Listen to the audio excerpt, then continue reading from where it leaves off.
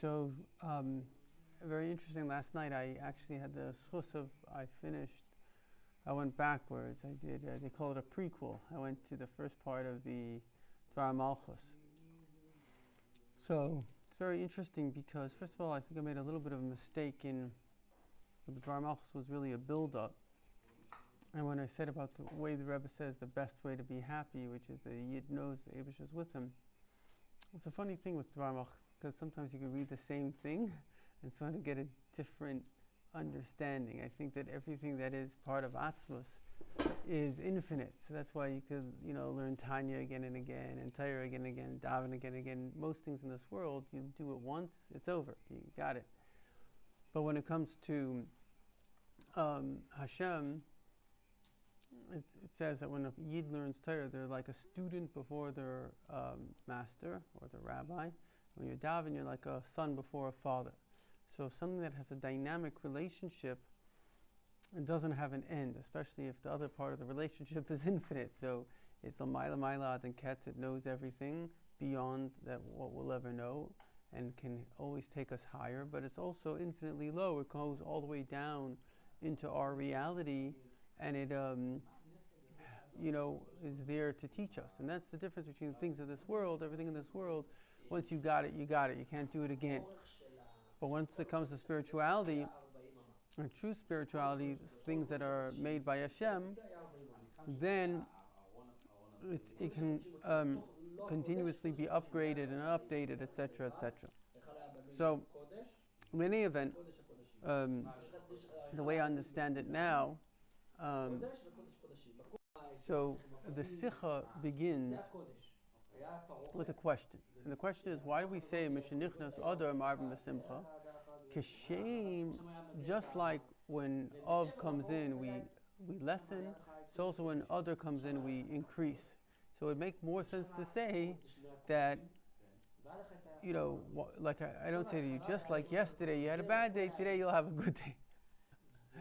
So the answer is that in essence, what Hashem is really saying is that the greatest joy is the joy of transformation. My father told me that this is something that the Rebbe says, that when Mashiach comes, we're going to have new celebrations, new festivals. These festivals, they're going to celebrate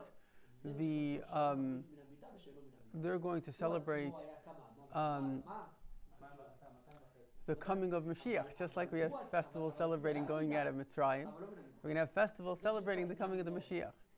And now, you can imagine, think about Hashem took us out of Egypt, and look at the simcha, look at the joy that this caused us, that for thousands of years we are celebrating in such a profound way. And we know that the miracles of going out of Egypt will be nothing compared to the miracles when Mashiach comes. When Mashiach comes, we're talking about clouds coming and taking all of our homes and our businesses. We're talking about the resurrection of the dead, which is going to happen very, very soon. I don't know if I told you that there was a lady at Ascent, Baal Shem, I told you the story.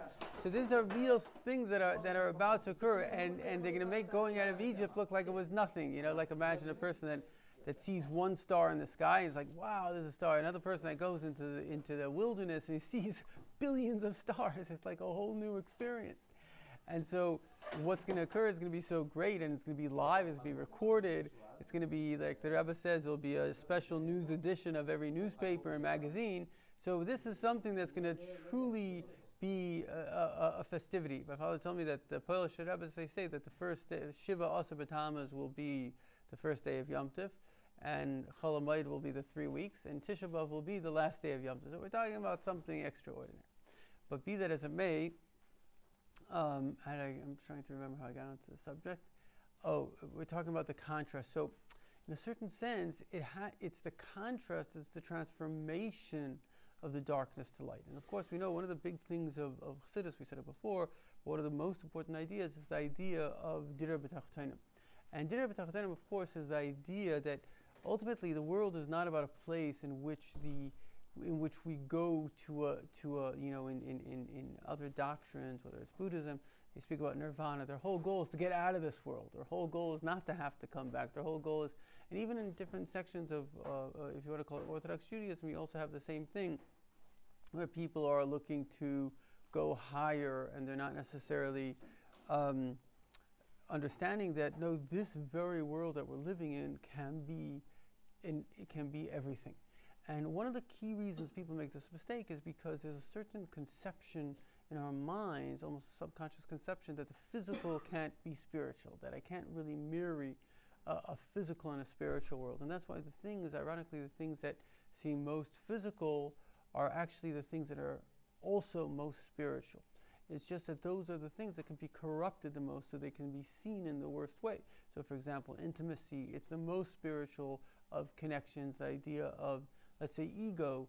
If the ego, like Hashem himself says, that you shouldn't have an ego that you're wealthy or that you're rich or that you're smart or that you're strong. You should have ego that you know Hashem, because in that sense the ego is a good thing, because it manifests something very, very good. So the things that are actually the greatest things in the world, because they're so corruptible, because it's like a pure energy, anything that's pure energy has this potential to be corrupted very easily because it has such power. So that's why by nature we look at these things, we say, oh, well, that thing can't be a spiritual thing. So we relegate the realm of spirituality into some kind of a realm which is a nether realm. It's not connected to the physical, etc., etc. But the truth of the matter is that it really is much more about, what is the ultimate goal of the human being that's seeking Hashem, the human being that's doing the right thing. So this world is actually the space. It's just all universes we know are time-space dimensions. So in a certain sense, does it really matter if you're in a more spiritual space, a less spiritual space? It matters much more, what are you looking to do? The rots and the desire of a person. In the higher spiritual realms, here we're a world that's very much limited by time and space. So if I want to be somewhere, I can't be there. I have to get into a car, I have to go there. Certainly today it's much easier, but if we imagine how people saw the world in the olden days, it must have been, things were very, very distant. It was like time and space was a very real reality to them. So in the spiritual realms, it seems like a person can just think about where they want to be and they're there. It's almost like the desire, the primary thing of a human being, as we know, is pleasure and desire. But as soon as you have the desire, you're already there. So what happens if, imagine you and I live in a reality that wherever you think of being, you automatically are there. So I think about being at the Kollel, boom. I think about being in Kansas City, boom, boom, boom, boom, boom. So you'll begin to start to control your desires, because you'll realize how powerful your desires are. Here we're in a world that we don't understand the power of our desires. So the getting back to the point is that as long as the person's desire is in the right place, then where you are in the universe, whether it's a spiritual universe, a physical universe, it's basically the same thing. It doesn't really change, because it's really the essence of the human being is the desire. In fact, I think this is what really Gehenna is. Gehenna is a place where we go, where God forbid a person goes, because a person's desire is like this. There's a Gehenna of snow and a Gehenna of fire. Why? Because a person that was lazy needs to realize that laziness is not a good thing. A person that is a person that was passionate about the wrong things, they have to learn that passion has to go in the right direction. So when a person, it's a very interesting thing, because we were saying before is that often people make a mistake in looking at two realms. There's a spiritual realm and a physical realm. It's almost an automatic, natural thing that a person doesn't think, well, the physical realm can be a spiritual realm. And you see this very, very clearly, of course, in your business. You see it very clearly. People are so busy. Let's say they're going to a nightclub, or let's say they're getting very much into the physical. It's almost like they think that, well, the physical is one reality. But of course we know that, anything you do in the physical world, if you like ice cream, but you take ice cream every single day, it's not going to be so pleasurable anymore. So the physical realm in its own way doesn't really have this capacity to really, really make us happy. What it really is, it's more like a time space, like a home, right? The home can't make you happy. You can have the nicest home in the world. Thank God, I remember I was living once with my in-laws, and they were good people. But even so, everybody wants their own space. And God granted my wife and I a beautiful gift. We really bought a very, very pleasant and beautiful home. nothing ostentatious, but it was very like pleasant, very nice. You know, the people that were before us, they lived there for 30 years and they planted beautiful plants. It was like a very special space. Now, how long does it take to get used to something so amazing? 3 days. 3 days later, it's just your home. I think a home is a very good example. You know, it says that somebody without a home isn't a person. There's a natural desire in a human being to have a home. Having a home is super, super kind of connected to our sense of self. You know, a bird needs a nest. We need a home. And yet, we know that the home itself doesn't make a person happy. You know, there are people, certainly like wealthy people, they like put all this time and effort into homes. I once lived in one of these homes. It was designed by this architect. It was overlooking the whole city somewhere. Whatever, it was like a friend of ours when we were first married. He kind of let us stay in this. So it was like, Chagall's and that. But all this stuff means nothing because then eventually it's like, first of all, sometimes it's just a museum. It's ridiculous. But besides that, it doesn't give you, you just need a bed to sleep. You need some food. You need hopefully some toilet paper, and you're good to go. So the point is that a home doesn't make you happy. The home is just a space in which you can fill it with something meaningful. That's what I was saying before to Rabbi Yosef, that this world is much more about what we do with it than its existence. If I fill my life with purpose and meaning, and that's why it's interesting. The Rebbe says that the smallest part of our body, in a way, is our head, and yet it's the most important part. Without a head, we have nothing. So it shows us it's not size that matters in life; it's content that matters. It's direction. I'd like to give an example. If you're on a boat, you have everything today. You have boats. You have QE2. You have whatever the boats are.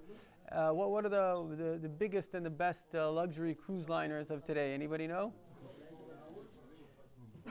They've got these unbelievable situations, right? But still, in the end of the day, it's not. If the boat doesn't have a destiny, it doesn't have a destination, you're lost at sea. And that's what's going on with a lot of people today. Is that, thank God, in the olden days, just having enough money to survive was enough of a purpose to exist. But once you have enough, and we were discussing this yesterday, that what often happens in societies is actually great empires that took hundreds of years to build and become world dominating forces, which takes tremendous effort. Today it's like whatever, but in the olden days you had to ship people. It was like insane, the amount of effort, and yet these things collapse because the people become basically selfish. They're not thinking about, they literally, and this is the way the brain works, is, I said this yesterday, somebody told this to me, it was a very valuable line. Hard times make strong people make good times make basically stupid people, and stupid people make bad times. And that's what we're witnessing now. And so it's very critical for a human being to understand that human beings cannot be relied upon because human beings have this tendency, as an example, which is that this geologist came to a city, came to a town. It's a real story. He came to the if you want to call it the town elders, the city council. He said, guys, your town is built on a mine. It's basically they're under this whatever this town or mountain, whatever it was. There's a mine, and this mine is going to collapse. If you guys don't leave, who knows what's going to happen? And what do you think they did? They did nothing, because who wants to leave? So I recognize this. I lived in Africa for many years, and Africa's a tough place, When I came and I was an American, I could drive for 3 hours on the highway, and I didn't worry about getting hijacked. I was like, wow, that's freedom, People don't realize what people are living under. And so what happens is I realized, and I became part of it, because you become part of it pretty quickly because it's a natural tendency, is that people in Western civilizations, they're on a drug. And the drug is called comfort. And that's a very, very, very compelling drug, because nobody wants to be uncomfortable. And that's why the last sikha, the last mimer of the Rebbe, was basically, we have to create the ideal situation. And even when Mashiach comes, and even when we're going to have everything, the most amazing things possible, we'll still have to create a certain internal discomfort. Because if you're comfortable in life, what happens is the body doesn't want to be discomfortable or uncomfortable. So you become stuck in a certain comfort patterns. We see this very much with children, right? Children by nature, sometimes they have a certain drive, but it's very often that a child doesn't want to be uncomfortable. So therefore, what happens is, let me just make sure. Ari, are you able to hear me? Okay, good. So what happens is that the child, so in a sense, and there was a guy, he's a senator, a very smart guy, I think a Harvard graduate. He wrote a book basically saying how in the West we're making a big mistake, that we're not allowing our kids. You look at the kids from when you live in America and certainly other parts of the world, people are like desperate for jobs around the world. So they come to America, they work hard, and they like, in other words, they're comfortable with uncomfort. But a human being has to get to the point that it should both be comfortable and you could psychologically make yourself uncomfortable.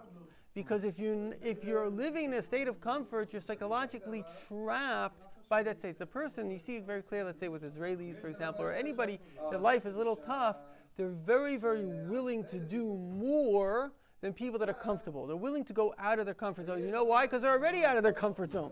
So if you're already out of your comfort zone, it's not hard to go out of your comfort zone. But if you're in your comfort zone, it's very hard to go out of your comfort zone. So that's why a Jew has to have the mentality, and you see that Rebbe really lived with this mentality. If I don't see the Beis HaMikdash today, it's my fault. If the world's not a better place, it's my fault. Because there has to be it shouldn't be physically difficult, but psychologically you have to make it difficult for yourself. Psychologically you have to say, if the world is not a Mashiach-tic world, it's because I didn't do my job. And then you're thinking, okay, what do I have to do? Because you're uncomfortable, because you're the cause of that. The Mashiach isn't here, the Beis HaMikdash isn't here. So this is a very, very important mentality to have. Okay, getting back to the subject at hand, now we're talking about simcha, we're talking about joy. And the Rebbe speaks about how to be happy. So it's funny, because the two things, it's very interesting, because Chassidus is like, I say the heart is like a bowl of water. That's water. Now, water doesn't have flavor. You can put any flavor in the water. The goal of life is not, this is the big mistake that most philosophies, whatever, make, is they, certainly like the German insane idea of the Ubermensch, right? Oh, the perfect person. So we see how perfect they were. The point is that our goal in life is not the Ubermensch. It's always, it's like you have this bowl of water and you have to make a good soup. And the thing is, you could always add another flavor to your soup. So it's adding the right ingredients. In life, your emotions at least are a soup, and your experiences are the ingredients that are adding flavors into the soup. And because God is infinite and you're going to live forever, at least your consciousness, and when Mashiach comes, will certainly live forever. So therefore, when Mashiach will hopefully be here, and we'll have the resurrection of the dead and we live forever. So therefore, we can always grow. We can always add another flavor to the soup. So ironically, saying on one hand to be uncomfortable and saying to be happy, they don't contradict each other. Because you should be happy and you should also be uncomfortable. And they mix together very well. Because when you're happy, you have the energy to do good. And when you're uncomfortable, you have the desire to do good. So these things of Chassidus is a very important point of Chassidus. And I think sometimes people make a mistake. They look at Chassidus as an intellectual exercise. Wow, there's all this knowledge. Chassidus is not knowledge. Chassidus is, the Rebbe Rashab, inspiration. So you could always add, it's like flavors. You could always add another flavor. So art, for example, is not a structure. Art is beauty. So you could always make another painting, or you could always add another flower onto your painting or something. Because beauty is not a physical, it's not a limited entity, it's an infinite entity. And so the idea here is that the Rebbe says that what is the greatest simcha that a Jew has? What is the greatest joy that we have? And this is a very, very, very important Mashiach-tic idea, a very profound idea. I find the last years of the Rebbe's teachings are like already Mashiach, we call it Torah Shel Mashiach, the Torah of Mashiach. The Rebbe is already speaking about concepts that are already the Mashiach paradigm, taking us away from the way we see the world and the gullus and the limited paradigm, and putting us into the infinite paradigm, the paradigm of Mashiach. And it goes like this, that the Jew never left Hashem. A soul really comes from Hashem. And it's not that because it's like a prince. The child is the essence of the parents. You know, literally your DNA is the mother and the father. That's literally who your DNA is. And you never lose your DNA. You can be far from your parents. A person can even hate their parents, God forbid. But you're still the DNA of your parents. You can do what you want. You're the DNA of your parents. And so also the Jew is the DNA of Hashem. Where do we find this? We find this, that it says that Avraham hoilud et Yitzchak, that Avraham gave birth to Yitzchak, and Rashi says that Litzani Adar, the jesters of the generation, said that they took an asufi, they took just this random child, and they said, this is our child. And it turned out that he looked exactly like Avraham Avinu. They looked the same. So he says, what does it mean the Jew is like Hashem? That the Jew's personality mirrors Hashem. That we are lovers of goodness and kindness. We are a compassionate people. And this is the trait of Hashem. We have God's trait. In fact, many people don't know this, but I think the only anti-Semite that really understood what he was doing was Hitler. Because Hitler understood, he said that if you have even a secular Jew, the grandson of a Jew, and he goes to a Talmud Torah, that person he's bringing a conscience and a goodness to the world. And he was evil, maybe he wasn't even a human, and he wanted barbarism, he wanted savagery in the world. Right there, God made evil opposite goodness. Goodness is compassion, and barbarism is savagery. It's very interesting, a lot of people don't realize this, but what do the terrorists want? What does a bully actually want? They want you to be a bully. In other words, why do they terrorize? They terrorize a person because ultimately nobody's born a terrorist. Nobody's born a bully. Everybody's born with the desire really for love and affection. So what happens is a person that has been hurt and is going around with a self-image of shame and pain, so they become jealous of the person that's not hurt.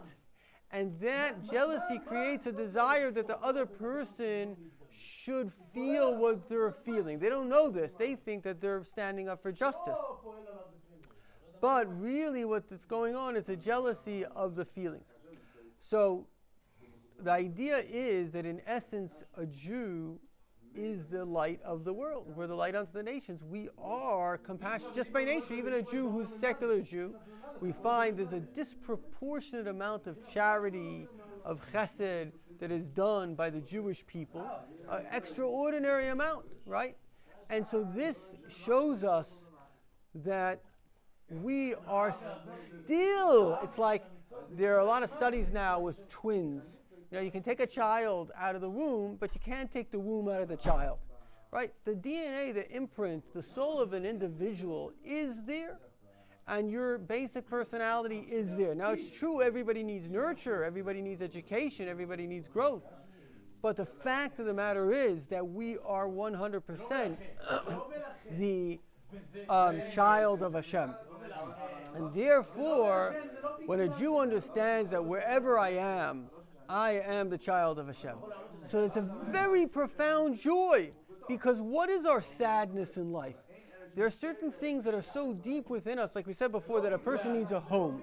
A person that's, God forbid, homeless can't really feel okay. A person needs a home. So too, we are part of godliness. We're part of goodness. And that's why the Rebbe actually says that often anxiety is when our outer behavior is not connected to our inner desire. A person who thought, okay, I should be helping people and is hurting people will never be happy. And that's why bad people are not happy, because they know, everybody knows on a certain level that they should be helping people. And so the Jew, when we realize that we're not separate from ourself, we are ourself. Now, it could be I have a Yetzer Hara. It could be I make a mistake. None of us is perfect, and we all have to grow. But even the Yetzer Hara is only there, like the Rebbe says, using a modern example, in a game, you have challengers, a video game. If you didn't have challengers, you wouldn't be challenged. You wouldn't play the game. Do you want to join us?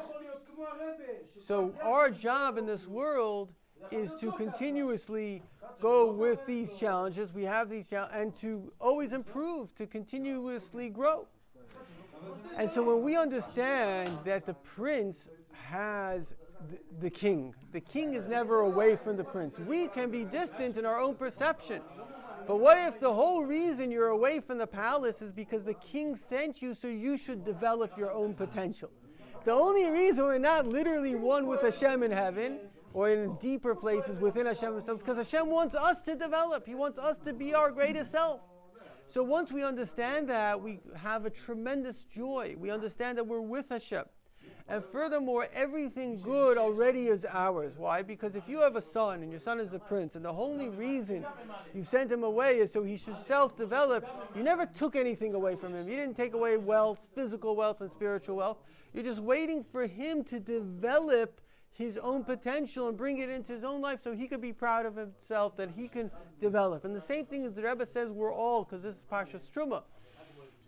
And speaking about the donations to the Mishkan, so the Rebbe says that we all are actually, the first donation it says is gold. So the Rebbe says, why are you saying the first donation gold? Say silver, copper. People have more silver and copper than gold. I don't go collecting. I say, listen, number one, give me 100,000. Number 10, 20, 50, 100. So the reason is because gold is the actual standard of the Jew. We have a gold standard because a Jew is one with Hashem, and therefore physical gold and certainly spiritual gold is already who we are. And a person has to use the potential to develop mechanisms, whether it's spiritually or physically, to get this gold, to bring this gold into their lives and to literally live very, very meaningful lives. In addition, the Rebbe speaks about the ways of joy, that of course what we're doing now, studying Torah gives us joy. In addition, helping other people gives us joy. Doing mitzvahs in a beautiful way. You know, I remember I was a rabbi in this resort town, and they had a lot of rehab centers there. And one of the guys that was in charge of one of the rehabs, he was a former addict. He said no drug was as good as putting on tefillin to him. Putting on tefillin was like mamish the best. So when a Yid does a mitzvah, it makes us feel good. Certainly if you had the lack, and this is one of the big, if you think about it, it says when Mashiach comes, we're going to say, thank you Hashem that you did basically bad to us. So who says thank you? Like if somebody comes and they put you in jail and then they take you out of jail. You don't say thank you so much for putting me in jail and for taking me out. No.